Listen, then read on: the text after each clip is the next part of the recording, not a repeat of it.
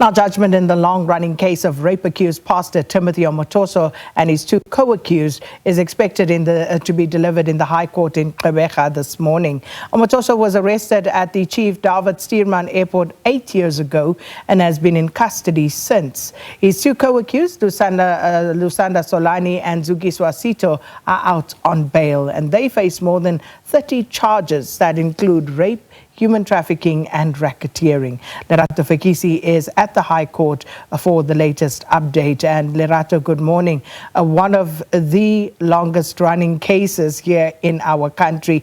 And finally, we are at that point where we hope that a judgment will be delivered. And of course, people we saw in the beginning very interested. So we remember back to the very first witness who took the stand and how dramatic that was. But talk to us about the expectations and whether people are coming out to hear this judgment, Lerato. A very good morning to Sakina. Well, we arrived this morning and saw members of JDI already arriving. The choir, which has been leading in terms of supporting Omotoso, already arriving here. Some of the pastors from JDI also arriving, also congregants from JDI arriving this morning as well. And we also will expect to see members of the ANC Women's League who also have been in the forefront in supporting the witnesses. And like you said, Sakina, what an absolutely long trial dating back to 2018, where Omotoso was apprehended by the Hawks and is in the airport on his way to Durban. And 8 years later, we find ourselves now at the final point of judgment.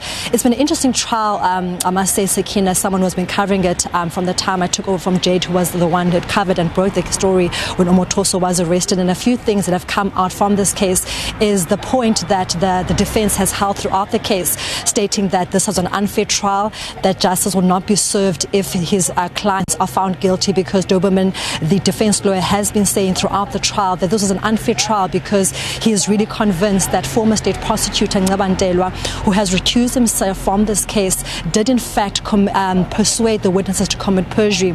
On 2 occasions, we also did hear Doberman put forward an application of Section 174 asking for the charges against Omotoso and his 2 co-accused to be dropped, saying that he is convinced that either through their testimonies when they came into the court or through their applications when they made them to the police, there was a time that Gqeberha did persuade the witnesses to commit perjury.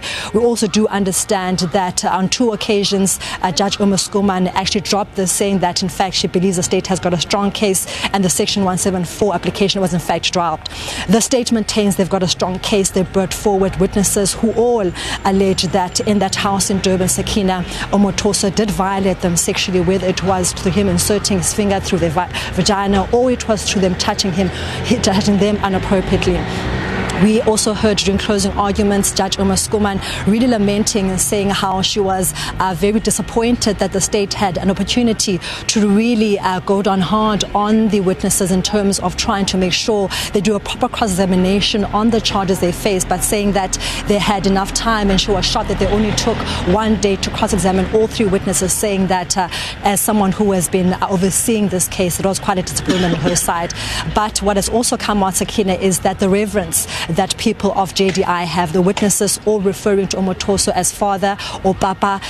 When he comes into court, Sakina, the members of the JDI who are in court, they stand up and they bow, showing you the reverence and the mentorship and the reverence that they see him like a godlike figure. And that really coming out from the witnesses and also members of JDI who have come in support. So we'll hear later on in court, and we'll stream it live on SABC News Channel 404 as the judgment is announced today on the Omotoso trial. For now, let's go back to in studio.